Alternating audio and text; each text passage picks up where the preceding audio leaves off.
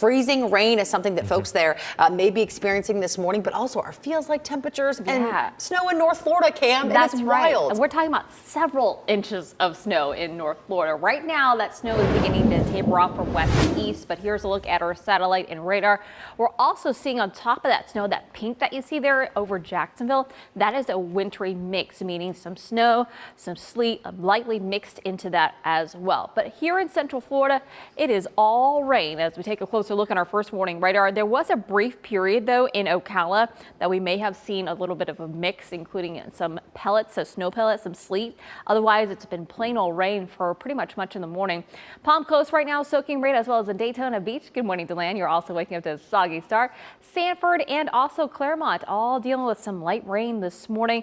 And as we head farther south, we're seeing that rain out towards Kissimmee, Cocoa Beach, Titusville, Kenansville, Mico, all dealing with that light rain. As we head through the morning drive, we are going to continue to see that rain around, so give yourself some extra time. But notice up to the north here, though, this is why we're calling it a severe weather warning day. There is that potential from about now to about 8 o'clock. We could see some freezing rain in far northern Marion County. Outside of that, most of us, again, going to see rain. But notice that rain does clear out pretty quickly by about late morning. The bulk of that rain will be moving on out, and we'll see dry conditions for this afternoon. We could see an additional ½ an inch of snow for areas north and west, but most of us, though, south of I-10, going to be dealing with more of that wintry mix.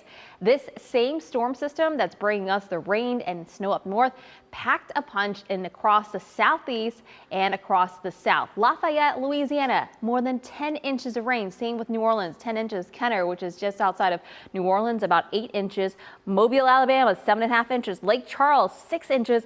And yes, even Baytown, Texas, out near Houston, picked up 5.5 inches of snow. Now, of course, we're not expecting anything like that in Central Florida, not expecting snow, but boy, not only talking about just soaking wet rainfall, but also brutal temperatures behind this system that's bringing us the rain this morning. To talk more about the other impacts we'll see, here is meteorologist Marquise Mita. Thank you, Cam. I think the worst of it, as you mentioned, it's going to be the temperatures, right? We're continuing to cool as we pull across the morning here in Ocala, in which the ground is already slick, but as temperatures drop, you might be right around that freezing level. So with that in mind, the driving conditions are going to be poor for our northernmost counties as we're still encountering this light rain today. And we're watching that winter mix to our north along that I-10 corridor. In the afternoon, showers will be pushing off towards the east, but what we're left with tonight will be cool conditions. In fact, we have a freeze advisory in place all throughout the morning, and it'll be likely that we have another one in Marion County tonight as temperatures will continue to drop. A cold weather advisory for most of our counties here in Central Florida, with the exceptions being Osceola and Brevard, as wind chill values this morning could be as low as 25 degrees or perhaps even lower. Out towards the north, here's what you're dealing with in Tallahassee. You see the snow is still on the ground, overcast, gray skies, light precipitation continuing to fall, but the wind chill, that's a big factor for this morning for those of us here in Central Florida. Going to drop to the mid-20s in Ocala and Palm Coast at 5:30, so in the next 10 minutes or so, and continuing to drop even further after sunrise. Still breezy and cold.